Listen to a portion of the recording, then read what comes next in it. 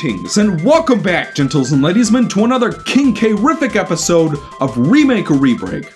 I'm ExoParadigmGamer, and last time we met, we looked at Kirby's Adventure and Kirby Nightmare in Dreamland. And as long as I'm doing one Kirby episode, why not another? After all, I just purchased this fancy new DS capture card a couple months ago. So, without further ado, it's time to look at Kirby Super Star and Kirby Super Star Ultra.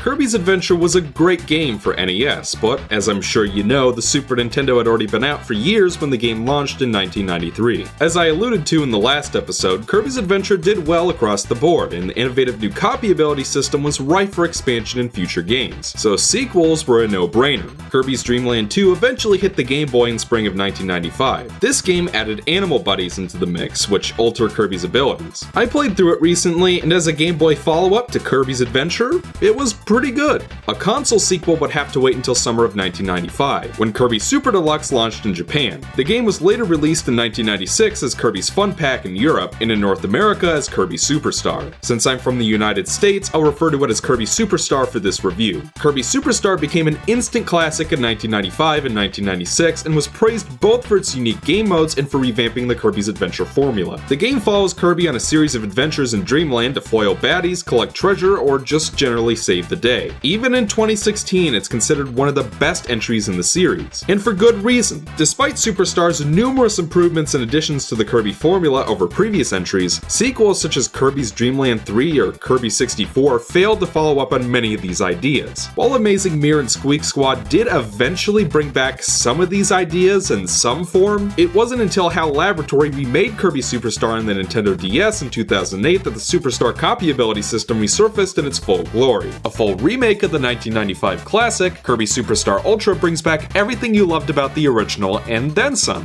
Despite its enthusiastic reception, however, the Kirby community seems to prefer the original. I might be wrong about that, but that's the impression I get from wandering the internet. I wouldn't be doing my job if I didn't ask the usual questions. How well does Kirby Super Star on SNES hold up today, and how well does Kirby Super Star Ultra for the DS recreate and improve upon the original experience? This is Kirby Super Star Remake or Rebreak. Right off the bat, I should note that Kirby Super Star is split into multiple sub-games, accessible via the corkboard. Each sub-game has its own plot and unique gameplay elements. As you clear sub-games, you'll unlock more. In the SNES game, you start out with Spring Breeze, Dinah Blade, Gourmet Race, and the Great Cave Offensive. While it's great to be able to play these modes in whichever order you want, it also feels somewhat redundant from a difficulty perspective. Because Spring Breeze is both shorter and easier than any of these other modes, it feels redundant to have to go back and clear it just to unlock more games when you've already beaten the harder modes. The DS version remedies this by requiring you to beat Spring Breeze first before you can move on to the other three. While that change is minor in the grand scheme of things, I think it makes difficulty progression just the slightest bit better. Regarding the original game's presentation, the visual design of the menus looks rather dated by today's standards. There's a lot of flat, static colors without any shading or gradients. Maybe I'm nitpicking, but I still think the visual presentation in the DS version is a lot better. While loyal to the corkboard aesthetic of the original game, the use of color is more effective and everything just looks more professional and pleasing to the eye. The updated title screens in particular are a real beauty. Again, another minor point, but still something the remake does better. The last thing of note regarding the presentation concerns cutscenes. Much like Kirby's Adventure, Kirby Super Star features short cutscenes as well as brief plot synopses for each mode. All of the cutscenes in this game, despite their simple nature and dearth of dialogue, go a long way in making all the vignettes interesting and engaging. One thing that does annoy me about the introductory cutscenes in the original is that they won't play unless you wait out the title screen, or happen to know that you could trigger them with the X button. I hate to dwell on minor details like this, but while this design choice makes sense for a main title screen as a way to skip stuff you already know on multiple play sessions, it doesn't really make sense within the game itself. Again, the remake improves things by always playing the opening cutscenes whenever you start a mode from the beginning, and you can skip them easily with the start button. On a related note, Kirby Super Star Ultra remasters the cutscenes in pre-rendered CG, and it's a considerable step up in presentation values over the original game. It also updates the music for a handful of these cutscenes to better accentuate the action on screen.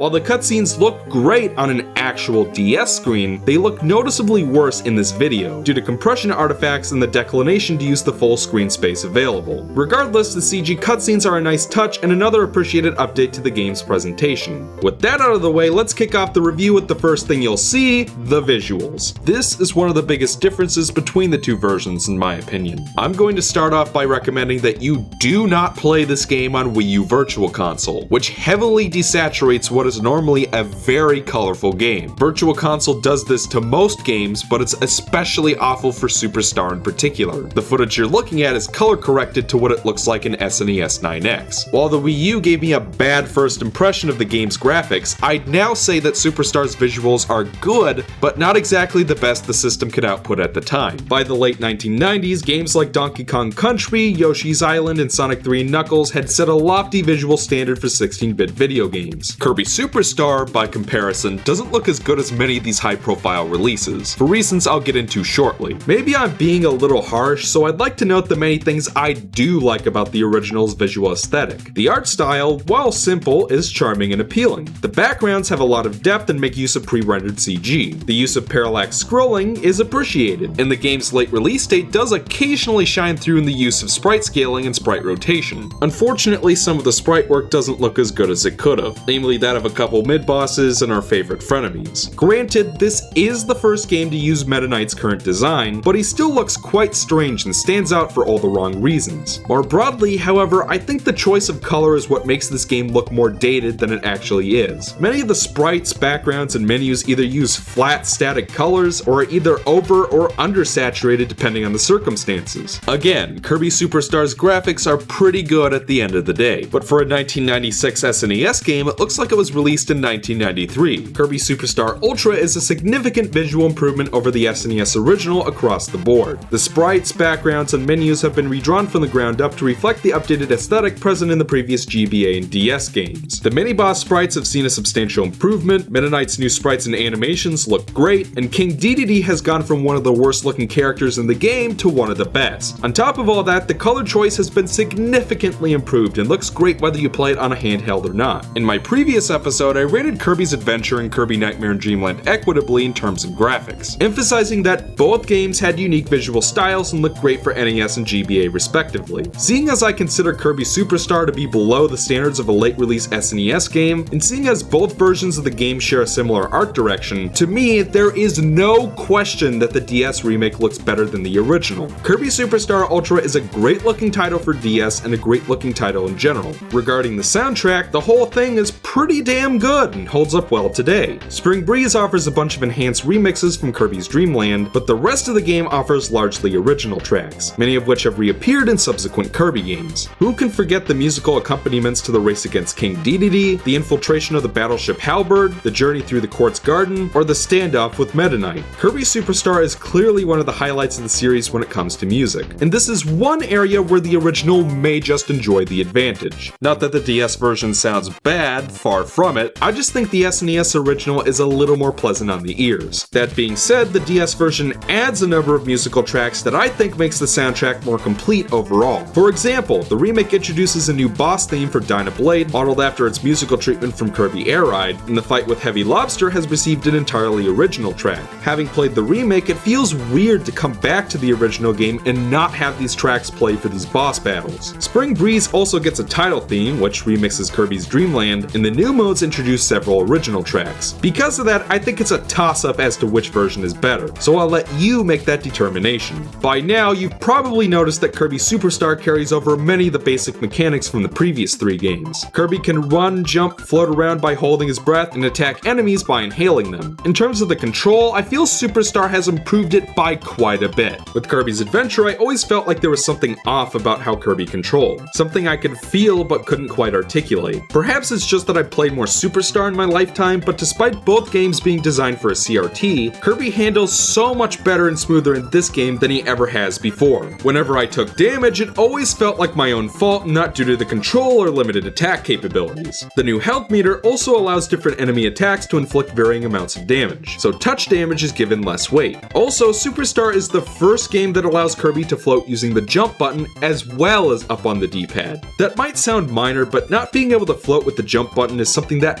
really annoys me about the 8-bit Kirby games. I do admittedly not care for the SNES button layout, which is really confusing if you're used to the newer handheld games, but it wasn't impossible to get used to. In that regard, Kirby Super Star Ultra does bring back the newer control mapping from those games, so that's another minor point of preference for me. Similar to Kirby's Adventure and Kirby's Dream Land 2, Kirby can also swallow certain enemies to copy their abilities and turn their strengths against them. There's a total of 24 copy abilities to play around with in this game, though a couple of them have limited uses or only show up in certain situations. Unlike Kirby's Adventure, where Kirby's appearance didn't change to illustrate which copy ability he had, Kirby Super Star not only marks abilities more explicitly in the HUD, but also introduces a unique palette swap or hat for each copy ability. The hat system is a great stylistic improvement and would become a standard feature for the series beginning with Nightmare in Dreamland. Also different is that most copy abilities no longer consist of static unidirectional attacks that you can only use while standing still. Rather, each copy ability offers a unique playstyle and features a surprisingly extensive moveset, which you can review in the pause menu.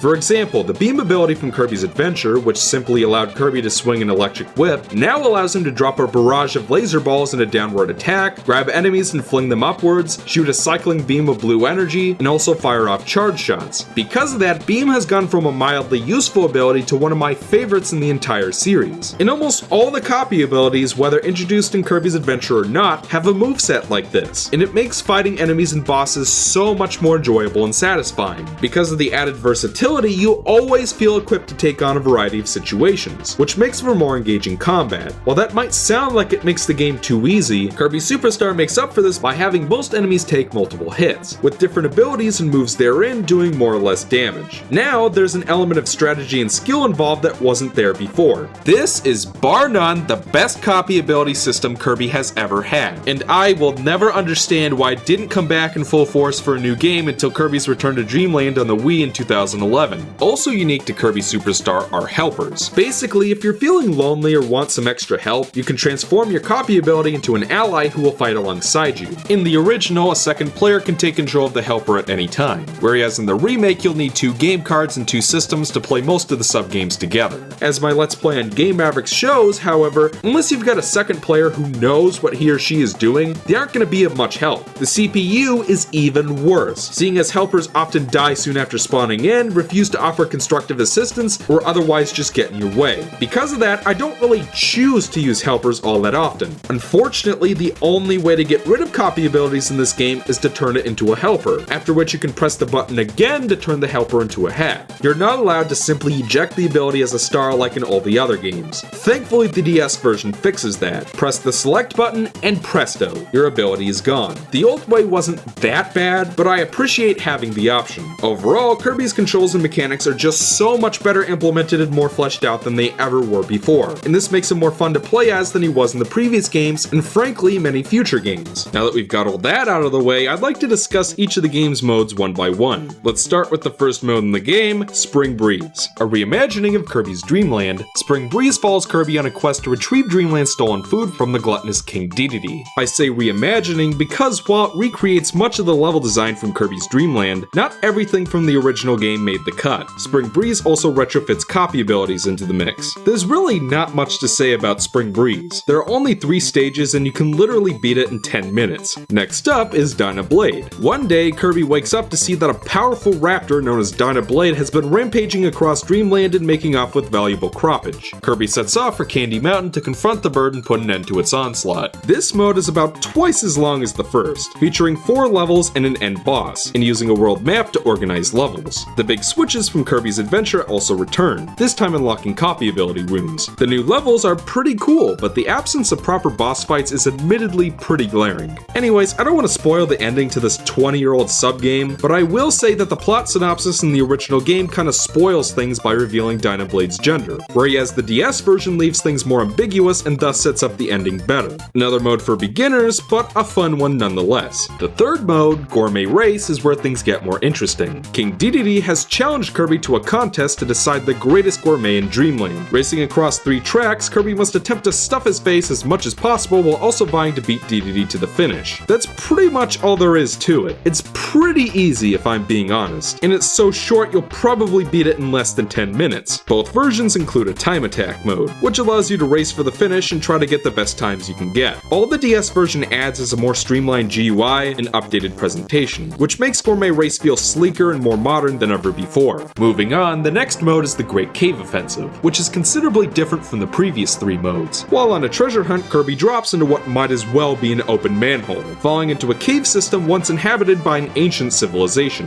While searching for a way out, Kirby decides to snag whatever treasure he can find along the way. This mode plays more like an adventure game, with set save points in an inventory. The big gimmick here is obviously the treasures, of which there are a total of 60. To collect them all, Kirby will have to meticulously explore the 4 areas of the cave system, all the while solving puzzles and defeating enemies. A completionist run clocks in at about an hour, depending on how well you know the treasures. If you opt for a minimalist run, then you can actually skip the mode's 3rd area, the Old Tower, as well as one of the boss fights, which drops playtime to about 15 minutes. Overall, I enjoy the ways this mode forces you to use your abilities in new and interesting ways, while also offering more exploratory level design. Honestly though, I had a real bitch of a time fully completing this mode in the SNES version. I have no complaints with the first 2 areas, but the optional 3rd area is a pain in the ad-friendly. There are parts where you can only access certain treasures if you bring the hammer ability from elsewhere in the game, and newer players may not know where to find it. Constantly respawning mook rushes and annoying set pieces also make it fairly easy to lose your hammer and have to go backtrack for it. Once you finally get down to where you're supposed to go, the confusing layout will probably cost you a couple of lives and force you to backtrack, and once you finally think you're done, the game has the nerve to put in another area you can only get to with the hammer. And I hope you know you're supposed to bring a Sir Kibble helper with you, or you're in for a rude awakening. The rest of the mode is good about putting the abilities you need in close proximity to the relevant treasures, so why is the Old Tower's level design so sloppy by comparison? The Quartz Garden is a lot better than the Old Tower, but this cloud area is so annoying to traverse through because you never know where you can go and where you can't. I had a much more enjoyable time completing the DS rendition of this subgame. Admittedly, that's partially because I had just done it for the SNES version and could prepare for all the bullshit in the Old Tower. I actually got everything without dying. The second reason, however, is that the inventory now demarcates which treasures are found in which area, whereas the original version did not. Thirdly, the touchscreen includes a map that lets you know when an area is complete and how much treasures you found overall. Unrelatedly, some of the treasures have been changed to either reflect a better translation or to include references to more recent Kirby titles. Overall, the DS Great Cave Offensive is an appreciable improvement over the original rendition, and the better choice for completionists. The 4th subgame is my favorite of the bunch, The Revenge of Meta Knight. The masked warrior Meta Knight has teamed up with the villainous Captain Vol to construct the Halberd, a flying battleship that will allow the duo to wrest control of Dreamland from the lethargic King Diddy. Kirby flies in to stop them, but is ultimately blown into the ocean. Kirby is now tasked with making his way through a more difficult spate of stages to take down the Halberd and face off with Meta Knight. This mode has considerably more dialogue than any of the others, with Captain Vol and the Meta Knights becoming increasingly desperate as Kirby gradually cripples the Halberd's defenses. The writing is much better in the DS version, which also moves the dialogue to the bottom screen to declutter the interface. I don't really have anything else to say besides, goddamn is this mode awesome. Just the idea of taking down a massive battleship is badass enough, but the pacing, the dialogue, the visuals, the boss battles, they're all on point. And that ending, oh Hylia, that ending. The visuals, and especially that Western-inspired credits theme, are just amazing. Revenge of Meta Knight is 30 minutes of awesome, and by far my favorite subgame in Kirby Super Star. Milky Way Wishes is the final main subgame in the SNES Kirby Super Star. One day, Planet Popstar's Sun and Moon begin to fight in the skies above Dreamland, and Kirby and friends can't get any sleep. Kirby's friend Mark suggests overthrowing King Diddy and establishing a communist workers' party, suggests seeking out the ancient wish-granting Comet Nova as a way of ending the celestial conflict. Kirby sets out for the nearby planets to collect the astral artifacts necessary to summon Nova. One of the longest modes in the game, Milky Way Wishes runs at a good 40 minutes provided you go out of your way to complete it. This mode is essentially Superstar's way of bringing everything from the other modes together for an exciting climax, seeing as it reuses previous stage motifs, bosses, and even music. Like Dinah Blade, the game features a world map, but unlike that mode, you're actually able to play all the stages in any order you want. Unique to this mode is that Kirby can't copy enemies by inhaling them. Instead, he'll have to track down the copy essence deluxes hidden throughout the stages, which allow him to permanently select abilities from the menu. The DS Milky Way Wishes is much improved for a variety of reasons. For one thing, the game utilizes the touchscreen for selecting acquired copy abilities, which is much more convenient than cycling through them in the SNES version. For another thing, the remake keeps better track of which abilities you found in which stages, which is helpful for newer players and completionists. I also enjoy how the remake swaps the palettes on the bosses. While a minor change, it helps make things feel like less of a rehash. Finally, spoiler alert!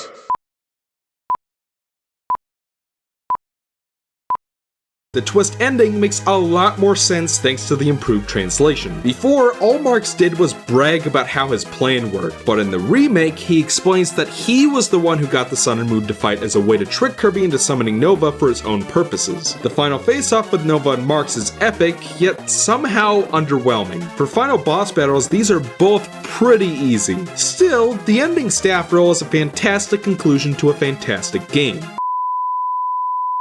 Overall, Milky Way Wishes is a fun sub-game and a good send-off for Kirby Super Star in general. I do admittedly wish the collectible copy abilities were put to better use though.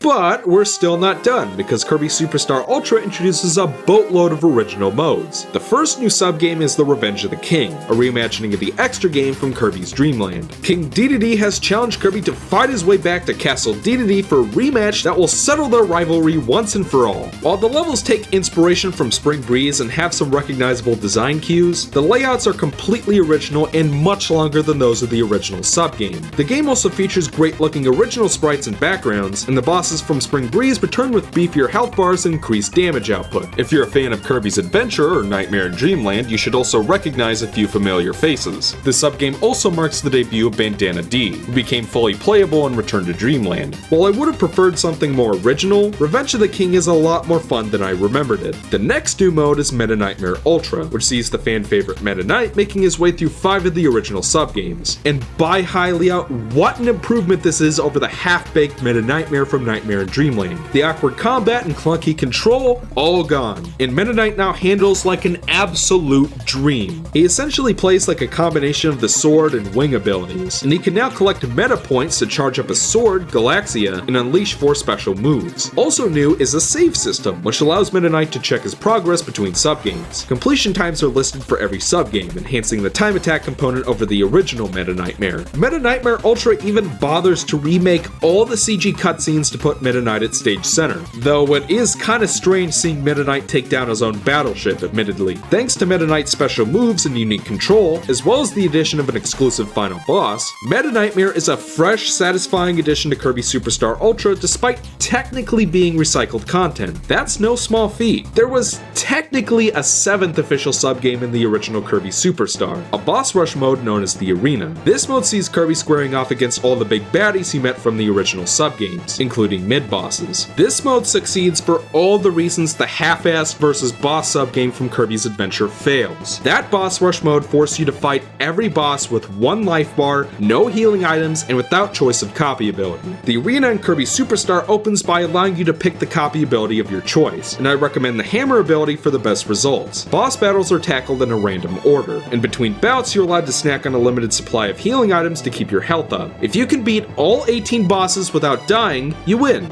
If you die, you're sent back to the beginning, so this boss rush is still plenty challenging despite all the improvements. Overall, the Arena provides a fair, fun, but still difficult challenge that will test your skills with the various bosses and different copy abilities. Upon beating the Arena in Kirby Super Star Ultra, you can unlock 2 more boss rush sub-games to test your skills even further. In Helper to Hero, you take control of a helper of your choice to take on a sample of bosses from the original game, along with the new boss introduced specifically for this mode. While a fun challenge, this is where you start to realize how unsuited many of these copy abilities are to taking on some of these bosses. But the good news is that you only have to clear Helper to Hero with at least 1 helper to unlock the final mode, the True Arena. The True Arena contains a collection of harder bosses pulled from all the new sub-games, and culminates in a face-off with a super secret final boss. While you still get your choice of copy ability, the healing items are limited to 5 single-use tomatoes, forcing you to get good or die like a scrub. Unlike Planet Robobot's ridiculous True Arena, which goes on for 20 85 minutes and contains a harder version of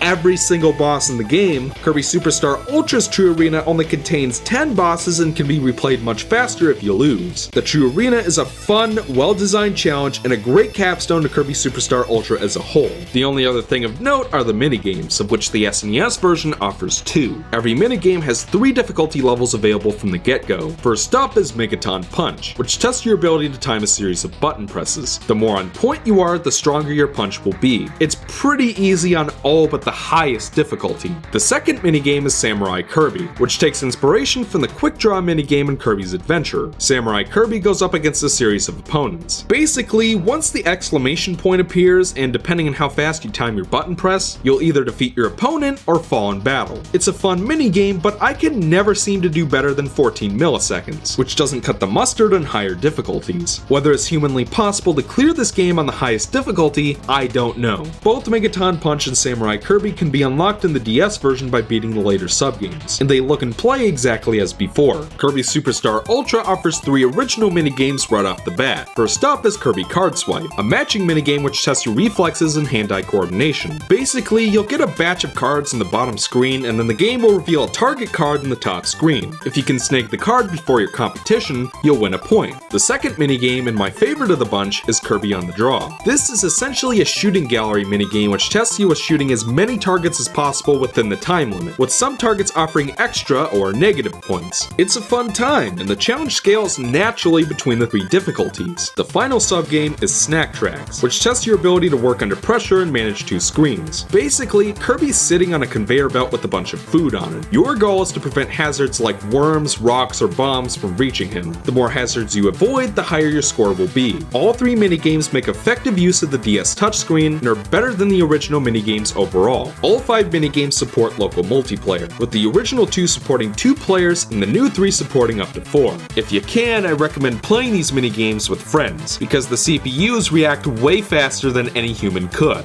So, Remake or Rebreak. How does Kirby Super Star Ultra on the Nintendo DS compare to Kirby Super Star on the Super Nintendo? In terms of visual presentation, the menus have been updated to look sleeker and more professional, the game's script has received an improved translation, and the already great cutscenes have been remastered in CG with better musical cues. The updated graphics are not only top-notch for Nintendo DS, but also look considerably better than the original, which looks kind of underwhelming for a late-release SNES game. The soundtrack, while perhaps a step down from the original game in terms of fidelity, makes up for it by introducing great new tracks not heard in the original game. Sub-games like the Great Cave Offensive and Milky Way Wishes utilize the touchscreen in creative ways to make collecting and keeping track of items more straightforward and enjoyable. There's also a number of other smaller touches that collectively amount to something more substantial. These include better delineating the unlock order of sub-games, revising the control scheme to make it more familiar to newer players, the ability to drop copy abilities without making a helper, and so much more. On top of all these improvements, Kirby Super Star Ultra adds a boatload of new content, including 4 new modes and 3 new minigames that all make effective use of the DS's capabilities. Kirby Super Star Ultra is a dramatic improvement over the already great SNES original across the board, smoothing over the flaws of the original experience and adding a bunch of new content. Because of that, Kirby Super Star Ultra earns my highest score, replays. I only award the score to those remakes which improve and add so much that they rendered the original version obsolete. While not as amazing as AM2R, which is probably one of the best remakes I've ever played in my life, Kirby Super Star Ultra far exceeds the quality standard of your average remake.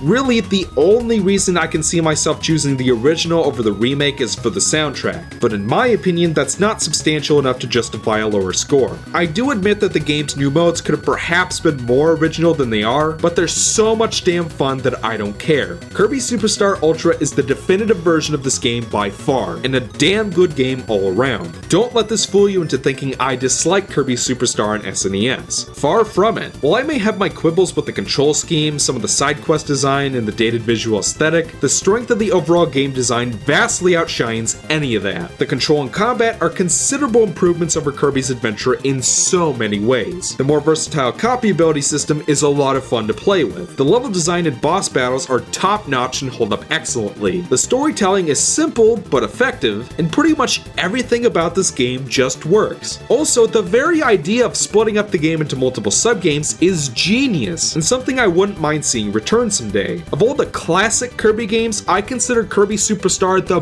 best of the bunch by far. ROR. While Kirby's Dream Land 3 and Kirby 64 had their own good ideas, the decision to axe the Superstar ability system and downgrade to the static unidirectional attacks from Kirby's Adventure was a significant step backwards for the series in my opinion. At the end of the day though, I still prefer the most recent 3 installments to Kirby Superstar Ultra, which I feel took everything that worked in this game and built on it with fresh ideas and a modernized game feel. Bottom line, if you haven't already, go check out Kirby Superstar Ultra on the Nintendo DS, because you're really missing out. Well folks, that's all the time I have for you today. Join me next time for the most requested Remake or Rebreak episode ever. It's a beloved classic for Nintendo 64 that was remade for the Nintendo DS in the mid-2000s. That's right folks, we're going to be looking at Diddy Kong Racing for the N64 and DS. Oh wait, I forgot, I can't do that video. Someone already did one on that matchup already. Because apparently only one person should be allowed to compare versions of video games. Well, I guess I'm gonna have to review boring old Super Mario 64 instead. Until then, I'm ExoParadigmGamer, and I hope you all enjoyed the review.